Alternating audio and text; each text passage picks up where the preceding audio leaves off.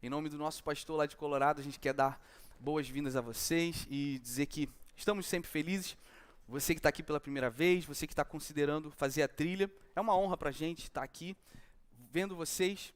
É uma honra poder ter essa oportunidade de estar compartilhando a palavra de Deus e aquilo que Deus quer fazer através da vida da igreja, né? Nós acreditamos muito nisso. O livro, pessoal, você que está aqui pela primeira vez, o livro Andando com Leões, é o clube do livro, nós estamos falando sobre esse livro. Ele fala muito sobre aspectos culturais importantes para a edificação da fé e fala muito sobre a importância de uma vida relacional com Deus, mas se expressando na vida de comunidade, né? Basicamente, o livro do pastor Jonathan fala, ele foi uma pessoa que passou por uma infância abusiva, de um pai que era pastor, mas que não reproduzia dentro de casa o que ele pregava na igreja. É verdade.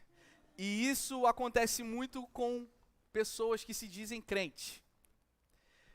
Crentes têm muito essa facilidade de flertar com a hipocrisia, mais do que quem não conhece Deus, por exemplo. Isso acontece muito. Por quê? Porque nós espiritualizamos, super espiritualizamos essa relação muito vertical com Deus, jejuamos, oramos, fazemos tudo, nós e Deus, né? Mas nós não reproduzimos isso aqui. Então, por isso a hipocrisia, por isso o julgamento, nós fazemos muito isso. Então, por exemplo, falei semana passada sobre isso. E como evitar isso, essa cultura hipócrita?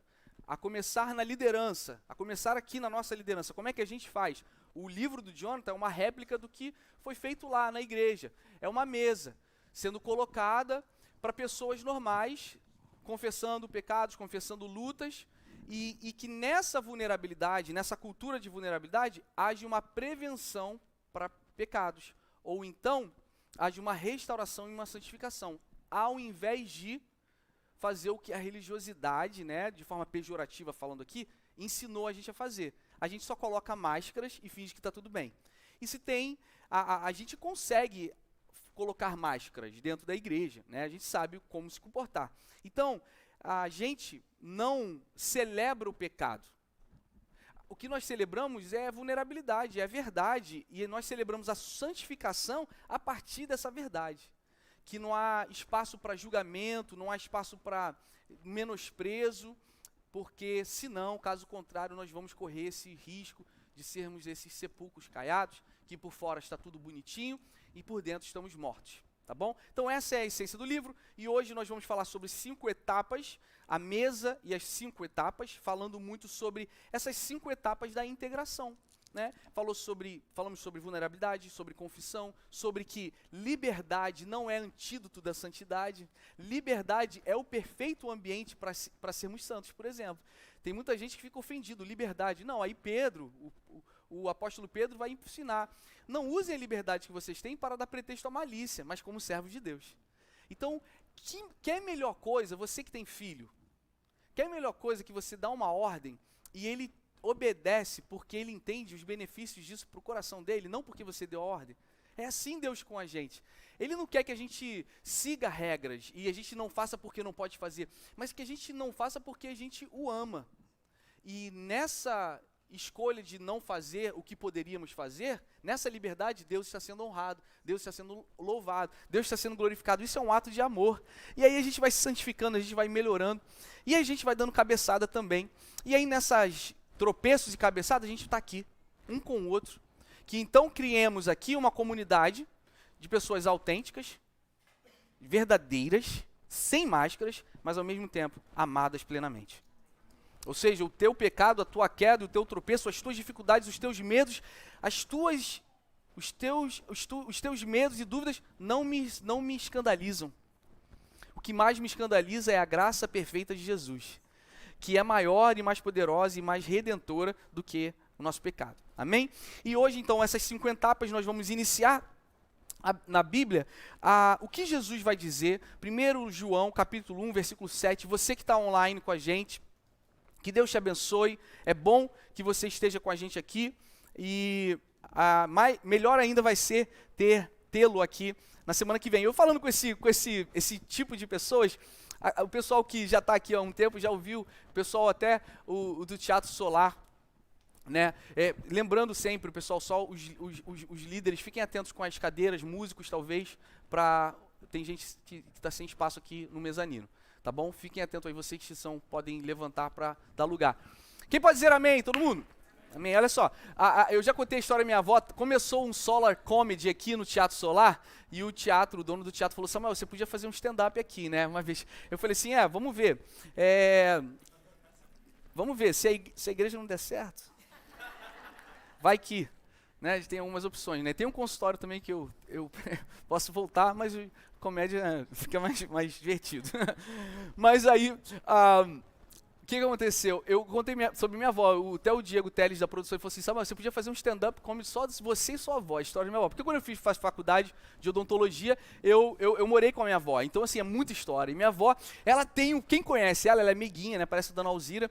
E falando em Dona Alzira, a gente vai ter um evento super legal pro Dia das Crianças em outubro. Então, todo mês agora da cantina aqui, aleluia, glória a Deus, vai ser revertido a cantina para o evento das crianças, tá? Então vocês vão lá embaixo, comprem doce, mesmo que vocês que não comem doce, comprem. Tá bom? Sejam generosos. Mas a minha avó é essa, Dona Alzira, e eu me lembro uma vez que eu cheguei, já contei essa história aqui, mas vou contar, não quero nem saber, que ela é boa. Eu na escada por trás, né, eu estava vindo por trás e atrás de mim estava vindo um pastor que queria visitar ela porque ela não tinha ido para a igreja. E ela estava, eu falei que ela estava doente. E a minha avó é muito bonitinha, cabelo grisalho assim. E aí ela, óculos, aí eu, vó, eu tô vindo aí com o pastor tá vindo orar pela senhora. Nisso que ela estava com o cabelo todo desarrumado, com um pano de prato pendurado aqui, ela olha para mim e pastor, menino, como é que você faz uma coisa dessa? Que absurdo. Nisso que ela fala absurdo, o pastor entra. Que absurdo. Oi! Seja bem-vindo ao meu lar. Não repare. Então a minha avó, ela tem essa expertise de saber pretend, né? Saber disfarçar. Ela consegue. Uma vez ela estava no telefone, eu morava com ela também, e ela estava falando mal de uma pessoa. E eu estudando, eu estava jogando Tetris, eu acho, na época. Jogo da cobrinha do Nokia? Glória a Deus. Naquele tempo a gente não tinha tanta ansiedade. Só estou dizendo, mas vai. Aí a minha avó falando mal, porque é absurdo, é uma falta de sensibilidade dessa fulana, e não sei o quê. E ela tá falando. De repente, quem liga? A fulana. Na época eu não tinha identificador de chamada, né? E ela não sabia, alô? Aí eu ouvi, porque ela botou no Viva Voz, né? Alô, oi, é a fulana. Então, aí ela, olá, meu amor. Querida, tudo bom? Estávamos agora mesmo falando de você. E aí, o que foi? Que semana? Então, assim, um beijo pra minha avó da Cília. Quem conhece, compra, porque vale a pena. É gente boa demais. Mulher de Deus, testemunho magnífico, né? Ela teve um passado muito difícil, perdeu meu avô muito cedo com um infarto. Minha avó tinha um passado muito ligado em religiões de matriz africana, muito envolvida no candomblé, e Deus a escolheu. Ela teve uma experiência muito forte com Jesus, e até hoje tem sido uma mulher fiel e guerreira no Senhor. Mas tem esses três jeitos. E esses três jeitos são normais, né, pessoal? Aqui a gente tem essa coisa da etiqueta, tudo bem e tal. Mas vocês ouvem o meu coração no que eu estou falando, ter cuidado para a gente não entrar nessa hipocrisia de colocar máscaras, e a gente flerta muito isso na religiosidade. Então Jesus, em João 1,7, eu quero convidar você, as escrituras que vai dizer: se andarmos na luz, como Ele está na luz, temos comunhão uns com os outros. E o sangue de Jesus, o seu Filho, nos purifica de todo pecado. Vamos ler juntos aqui? Se andarmos na luz, como Ele está na luz, nós temos comunhão.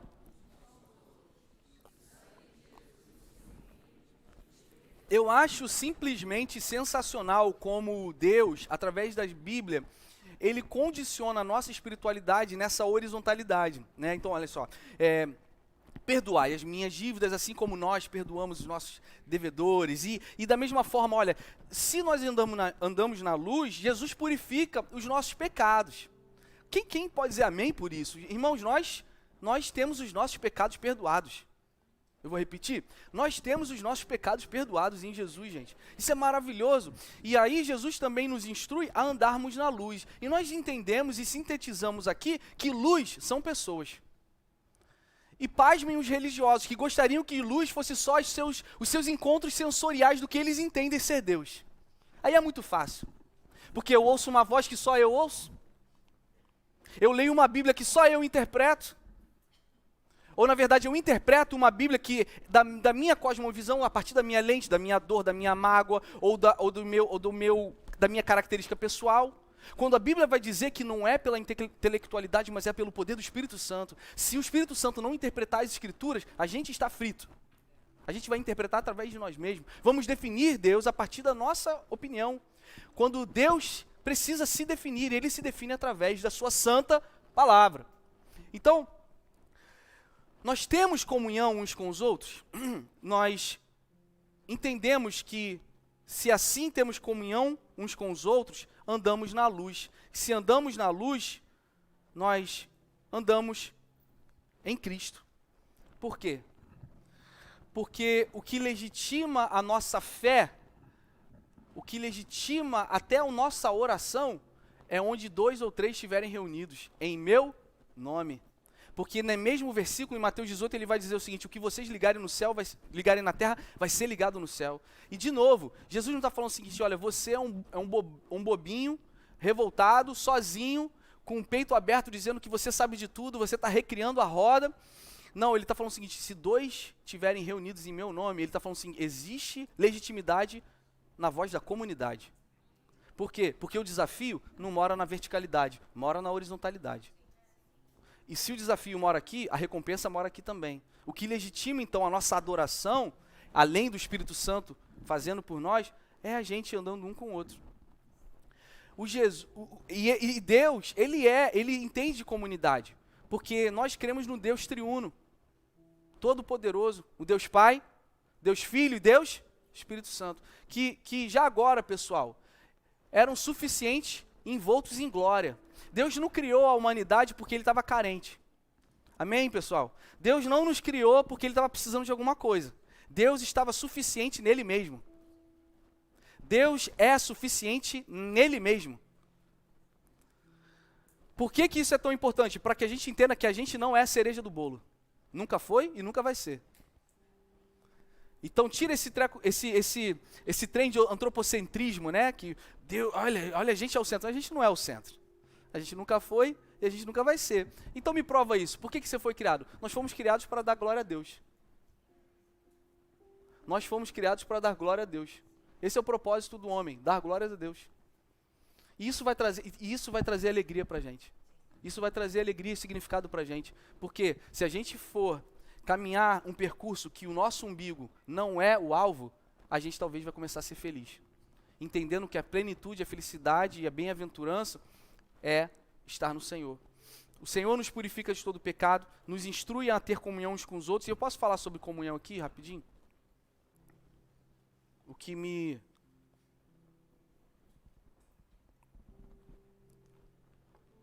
eu amo na vida da igreja é que a gente vai sentar numa mesa.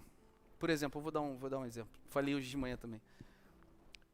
Eu sento numa mesa sábado à noite com quem eu quiser. Não tem erro nenhum você ter um grupo que você tem afinidade e você sair com esse grupo.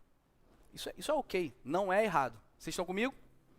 Mas na mesa do reino, todo mundo deve sentar. Em diferentes etnias, diferentes backgrounds, diferentes poderes aquisitivos, todos nós temos um espaço nessa mesa, porque o Cordeiro se assenta nela. Por isso que a sociabilidade da igreja é diferente de qualquer outra sociabilidade da Arnaldo Quintela, que a gente tem um monte de barzinho que a galera está sentada ali. Tranquilo, legal. Eles têm os mesmos assuntos. E eu também tenho. Pessoal, vocês estão comigo aqui? Não há errado nisso. Eu tenho um grupo que eu gosto de conversar sobre essas coisas. Eu tenho a mesma visão, legal. Mas e a igreja?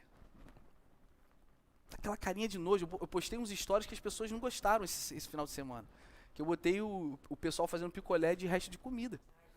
Coisa maravilhosa. Aí as pessoas ficavam mandando carinha de nojo. Mas deixa eu fazer a minha carinha de nojo aqui agora. tá aí um lugarzinho que não deveria ser assim. A mesinha elitista de crente, que só senta com quem acha que é igual a ele. Não, tá aí um lugar que deve estender uma mesa que todo mundo tem que sentar. Não tem que ter muro. É a igreja. É a igreja. E isso é diferente, pessoal. E eu acho que quando a gente senta nessa mesa e a gente convida qualquer pessoa, mesmo que a gente não tenha afinidade, que a gente não tenha nenhum papo, tem algo que nos unifica, que é muito maior do que aquilo que nos divide. Andamos em comunhão. E muitas pessoas vão dizer, a luz, o que é a luz? A luz vai curar. Luz são pessoas. Você precisa convidar pessoas que vão desafiar você, vão confrontar você, vão amar você, vão orar por você. E tem muita gente que fala errado, o tempo cura. O tempo cura, o tempo cura, fica tranquilo, o tempo cura, e isso gera uma letargia, e o tempo não cura. Porque o tempo, ele precisa, claro, o tempo ajuda a sua ferida a ser curada se você expor a luz, se você renovar o curativo, se você botar o medicamento certo, se você tirar a gaze velha e colocar uma gaze nova, se você expor ao ar. Então, são todos ambientes que curam. Não é só o tempo. Não é só o tempo. E é assim na vida da igreja. Nós precisamos uns dos outros. As 5 etapas, então, eu quero repetir com você. Na verdade, vou te pedir para você repetir comigo as 5 etapas que vão trazer restauração através de relacionamento. Entende, pessoal? Tem muito... Deixa eu sintetizar pela última vez. Cuidado em esperar uma purpurina caindo do céu para curar coisas que só vão curar quando você sentar à mesa com pessoas. É isso que eu estou falando. Cuidado para você não super espiritualizar uma transcendência de que Deus vai manifestar algo em você e você vai ser uma nova pessoa, quando Deus, na verdade, está orientando a gente a sair de uma zona de conforto e sentar em mesa e ouvir pessoas normais que vão te desafiar. E glória a Deus por isso, gente. Glória a Deus por isso. Então, o primeiro passo é relação. Repete aí, relação. Segundo, confiança. Terceiro, confissão. Processamento. E o quinto, integração. Então, rapidamente, você pode ler o livro, vai ter bem mais explicado do que a gente vai falar aqui. Mas eu falei hoje de manhã, a diferença, pessoal, do culto aqui doméstico, por exemplo, você podia estar no YouTube. No YouTube você faz curso online, teologia online. Você consegue sermões muito melhores do que você vai ouvir aqui. O que tem aqui? E ainda acelera. Assim, sim, confissão é bom para a alma, péssimo para a reputação. Mas quem está viciado em 2.0 aqui, que nem eu? Cara, Deus te perdoe, irmão. Vamos fazer um GC disso? Porque assim, a gente está com um problema. Eu vou te falar, tá? Desculpa aí, pessoal, eu tô com um problema. Porque eu não consigo mais assistir vídeo do Instagram, porque não acelera, né? Então assim, isso é um problema, tá? E a gente está ficando glitch, né? Que nem o celular começa a dar uns pauzinhos assim, a gente está começando a ficar meio bugado. Então, cuidado, o pessoal que ouve 2.0, não faz isso não, pô. Vai com calma, porque o pessoal do 2.0, quando você ouve um 1.0, parece que o cara tá em slow motion. Mano, buga o meu cérebro, eu fico assim, isso não tá normal não. Vou ter que fazer terapia, né? Vou fazer alguma coisa aí. Mas, o relacionamento, então, é importante. Que a gente entenda a importância disso. Por exemplo, no YouTube, você ouve 2.0, tomando teu café, muito bonito. Cara, mas não tem o que a gente pode ter aqui. É diferente, sabe? Tem um sermão muito melhor, tem muito sermão bom, mas a vida da igreja é esse choque, essa diferença, é isso que embeleza a nosso desenvolvimento como cristãos. E glória a Deus pela vida da comunidade de fé, irmãos. Quem pode dizer amém? Então, relacionamento, caminhando juntos. Existem artigos e artigos falando sobre como o homem é mais feliz quando eles não estão isolados. Quanto mais isolado você está, mais isolado você quer ficar, tá bom? Eu vou partir logo para a parte 2. Não seja amigo de pessoas por interesse. Tipo assim, seja amigo das pessoas porque você ama pessoas. Não seja amigo para levá-las para a igreja não, gente. Quando eu mudei para os Estados Unidos, eu não tinha muitos amigos. E ficava eu e Sabrina sozinho, muito sozinho.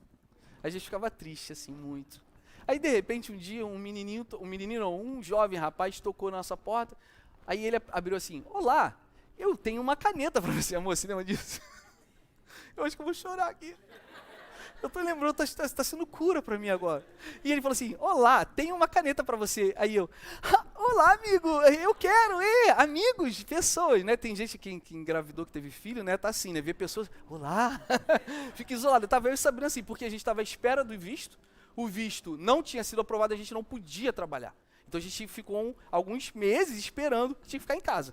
Então eu já estava entediado. E eu, olá, aí ele, que bom que você quer a caneta. Eu posso entrar para falar mais com você? Aí eu, é claro, amigão, entre. Aí ele entrou, porque o americano de Colorado é tudo assim, oi, como você tá?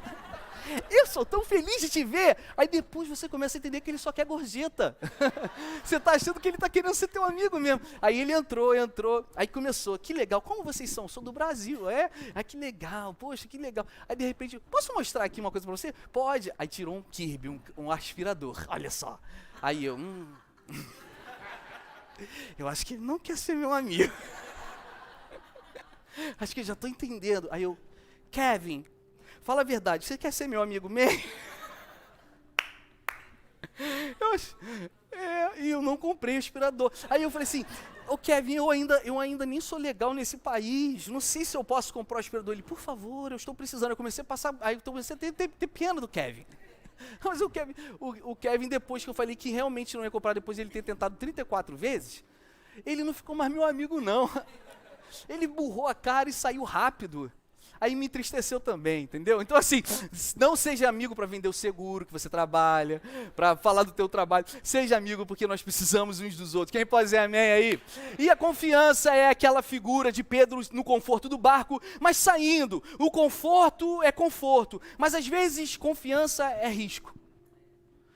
E eu acho que Jesus está nesse arriscado, nesse risco de você sair do conforto. E eu sei que você já sofreu desilusão, já sofreu decepção, e aí você fica na defensiva, deixa eu ficar no barco, porque se eu me expor novamente, eu vou me decepcionar novamente. Eu sinto que o Espírito Santo está dizendo o seguinte, sai do barco em nome de Jesus. Sai do barco porque arriscar é necessário para o desenvolvimento. Cuidado, porque esse conforto ele parece defensivo e protetivo, mas ele na verdade, ele pode ser a vulnerabilidade que o teu inimigo tanto deseja. Tá bom? Confiança, então, é necessário. As pessoas não mudam até que a dor de permanecer na mesma exceda a dor da mudança. As pessoas não mudam até que a dor de permanecer na mesma exceda a dor da mudança. Que nós possamos mudar, movidos pelo amor do Espírito Santo, não porque estamos sofrendo. Tem alguém que desafia você a sair do barco? A sair do teu conforto? Terceiro ponto, confissão. Precisamos confessar. Anna Voskamp vai dizer, a vergonha morre onde as histórias são contadas em lugares seguros. Se você quer deixar o inimigo da tua alma furioso, confessa as tuas lutas para quem tem credibilidade em Deus de te exortar e te encorajar. Por quê? Porque quando você guarda isso para você, você acha que você está se protegendo a tua reputação, mas você está cavando a sua própria cova. Cuidado com isso. Confissão tem poder. O Tiago vai dizer no capítulo 5, versículo 16, portanto, confessem os seus pecados uns aos outros e orem uns pelos outros para que sejam curados. A oração de um justo pode muito em seus efeitos. Você é tão doente quanto os seus segredos. E vou dar uma pausa para a gente refletir aqui. Essa doença se caracteriza na hipocrisia, que a gente começa a apontar o dedo para quem não peca, quando a gente está cheio de pecado oculto. Não podemos ser uma comunidade de fé que aponta mais do que confessa. Porque na confissão, nós atraímos pessoas a entender que a graça que alcança pessoas maduras na fé é a graça que alcança pecadores, os de fora. É reconciliador. É reconciliador. Não seja doente. Não seja doente. Não guarde seus segredos. Não guarde suas lutas. Ao mesmo tempo, cuidado com a vulnerabilidade desperdiçada. O Instagram, a rede social, não é plataforma para você ficar contando as suas dores, meus irmãos. Se alguém te pergunta que está tudo bem e você não confia, e você não confia nessa pessoa, só diga, está tudo bem. No GC, você vai conhecer umas 10 pessoas, mas talvez uma ou duas você vai começar a ter uma conexão maior. E você vai sentir, aqui há um lugar que eu posso confiar, é normal. Não é porque você está na igreja que você vai abrir sua vida toda para qualquer pessoa. A não ser que você sinta isso, mas tenha cuidado. Cuidado também em desperdiçar vulnerabilidade. E cuidado também em falar da sua vida para pessoas que não vão em Deus te aconselhar de maneira correta. É o famoso, deixa a vida te levar, a vida só é uma. Cuidado, porque nós temos uma cosmovisão bíblica. Mas quem conhece os seus segredos?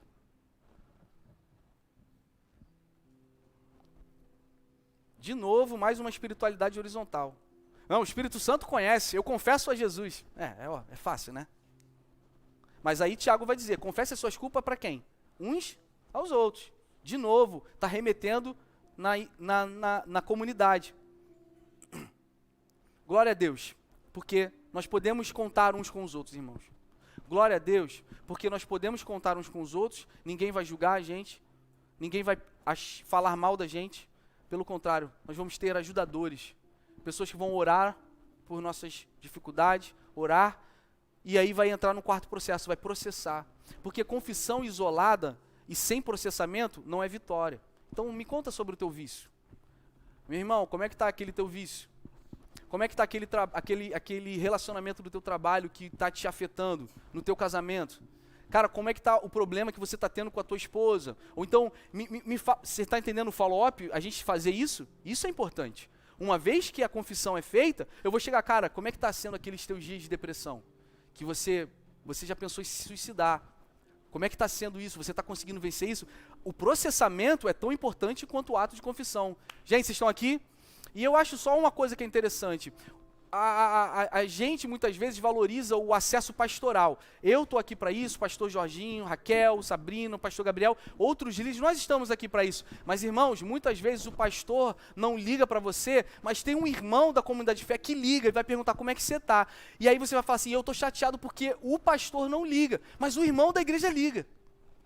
Então a gente precisa ter cuidado também para não dimensionar esse acesso apenas ao ofício pastoral. Porque o que Lutero tanto lutou na reforma protestante é o sacerdócio de todos os santos. Todos nós podemos ser bênção uns para os outros, sem me esquivar do meu ofício pastoral. Eu tenho que estar presente, eu tenho que fazer esse papel. Eu não sei se vocês estão entendendo. O que eu estou querendo dizer é que você pode ser bênção para a pessoa que está do seu lado. Tanto quanto o pastor, meu irmão. Por quê? Porque senão a gente se esquiva de responsabilidade e projeta tudo no clero, no pastor. Mas aqui de novo, se andarmos na luz, Jesus falou isso. Tiago, se confessarmos as culpas para os pastores, foi isso que ele falou? Não, uns para os outros. Que sejamos então cheios de amor, compaixão e cheios do Espírito Santo para ajudar uns aos outros. Sabendo que a dificuldade do próximo pode ser a nossa dificuldade aqui um dia.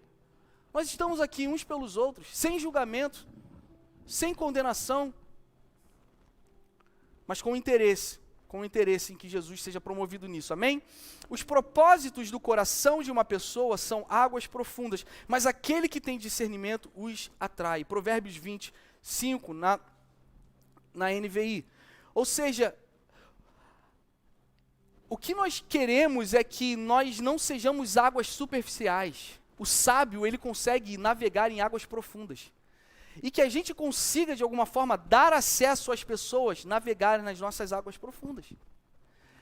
E só ficar na superficialidade. Eu estou todo arrebentado. Mas não, está tudo bem, está tudo lindo. Irmão, você vai internalizar e você vai esgotar. Você vai ter uma estafa, você vai ficar doente. Mas desde que por fora esteja tudo bonito. A beleza da comunidade não é a perfeição dela, mas é o auxílio mútuo dela. Nisso, Jesus é reproduzido, gente. E aí a gente vai se ajudando, a gente vai se santificando. O caminho dos tolos lhes parece certo, mas os sábios ouvem os conselhos. Provérbios 12. Então, cuidado. Casamentos também. Casais que se dão muito bem e se isolam em vocês mesmos. E aí vocês concordam com tudo sobre todas as coisas, estão sempre na mesma opinião. Cuidado com isso, porque isso também é um lugar de isolamento. Não, mas a minha esposa pensa da mesma forma. Vocês estão casados há 47 anos. É óbvio, vocês pensam a mesma coisa, então vocês vão se, de alguma forma, solidificando isso e se isolando. E não venha os pontos cegos que precisam ser vistos. Cuidado com o isolamento, porque alguns caminhos confortáveis de isolamento de individualidade parece sabedoria, mas aqui o Provérbios vai dizer, isso é caminho de tolo. como Paulo vai dizer, vocês se chamam de sábios, mas são tolos. Por fim, antes disso, o que Provérbios 12 está dizendo é o seguinte, o isolamento inevitavelmente nos torna estúpidos. Somos donos da nossa razão. Podemos estar 100% certo de algo e ainda assim 100% errado. Se a gente não convida relacionamento.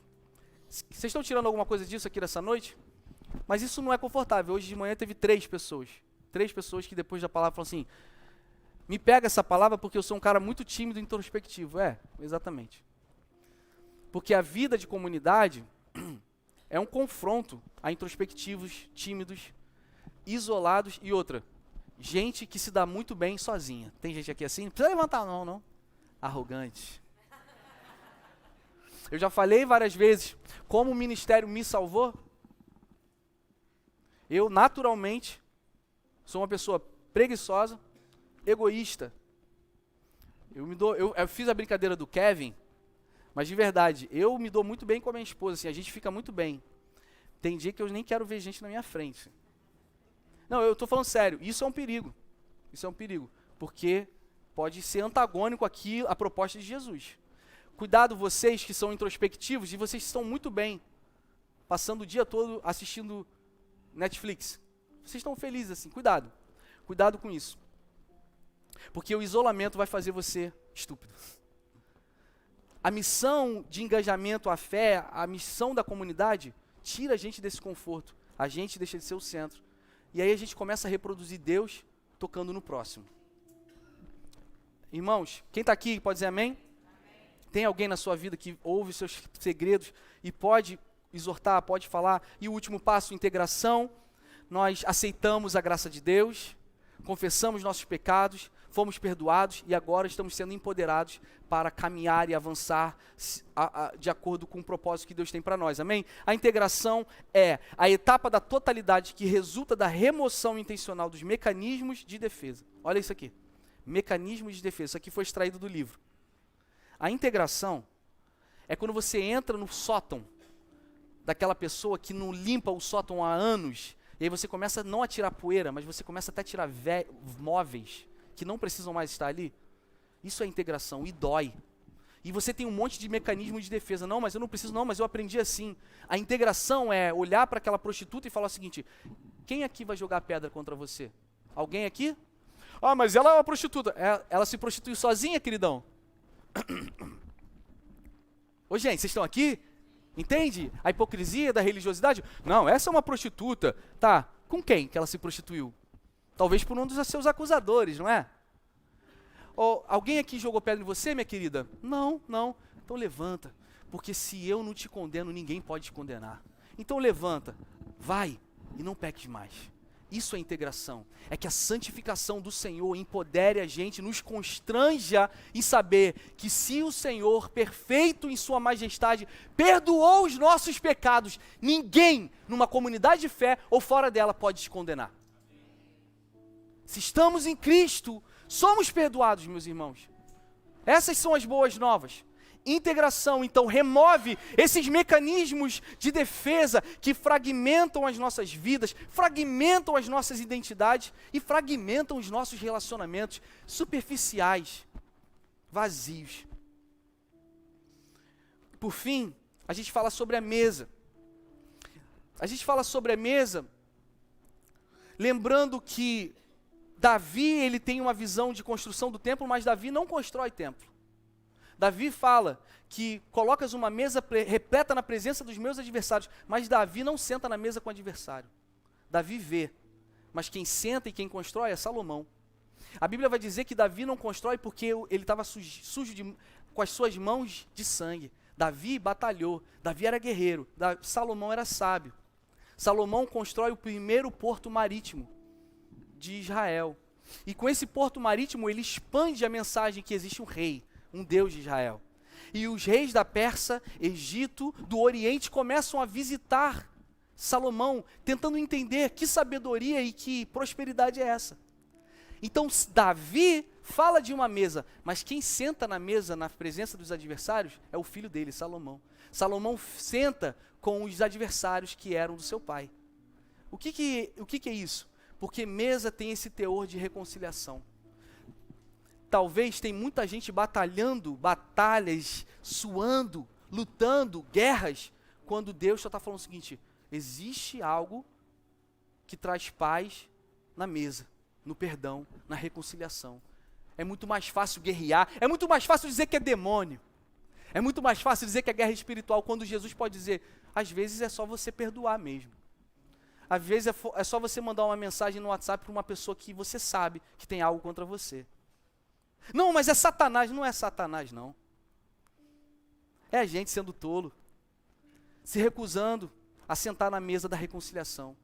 Lembrando o seguinte, hoje nós estamos falando de um cordeiro que está sentado no trono, recebendo honra e recebendo glória. E o mesmo cordeiro que se assenta no trono foi um dia se assentar na mesa de pecadores. Jesus na última Páscoa vai dizer em Lucas 22, é chegada a hora.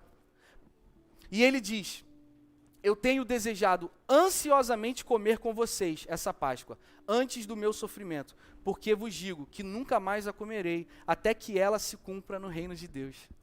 Jesus está falando sobre algo que a gente já sabe. O judeu já celebrava a Páscoa, sim ou não, irmãos? Sim. A Páscoa já existia. Porque o povo foi livre do Egito, livre do espírito da morte, porque sacrificaram um animal e colocaram sangue nos umbrais das portas. Páscoa significa passar por cima. Todo o povo hebreu, família hebraica, que colocava o sangue no umbral da porta, o espírito de morte não entrava. Essa é a Páscoa dos judeus. Jesus tem que celebrar a Páscoa porque ele tem que cumprir todas as leis judaicas. Ele tinha que fazer isso. Mas também ele tem um desejo ardente, porque esse é o cumprimento da lei e porque ele sabe do novo significado. Agora é o Cordeiro Pascual, o Cordeiro que tira o pecado do mundo.